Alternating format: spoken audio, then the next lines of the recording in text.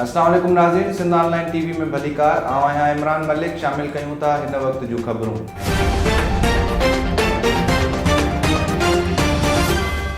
नाज़रीन, नवाब वली मोहम्मद में ज़मीनी तकरार तां हथियारबंद हथां क़तल थियल ॻोठाणनि जे नाहक खून वाक़े ख़िलाफ़ STP कारकुननि पारां हबीब मशहूरी मोहम्मद उर्स मशहूरी बूरल भट्टी जी अॻवानी में प्रेस क्लब चौक ते एहतजाज कयो वियो। सिंध ऑनलाइन टीवी जे रिपोर्टर शाहिद हुसैन सोलंकी जी ख़बर मूजिबि अॻवाननि चयो त सिंध में हुकूमत नाले गुंडा राज मरियल आहे। ज़रदारी माफ़िया कब्ज़ा माफ़िया बणिजी मज़लूम ऐं पोरित माण्हुनि जूं जानियूं गड़काए रही आहे। वाक़े में मुलविस जवाबदार समेत मुख्य जवाबदार ऐं ॿियनि जवाबदारनि खे गिरफ़्तार करे केस दाख़िल कयो वञे। ॿी सूरत में सॼी सिंध में मुसलसिल एहतजाज कयो वेंदो।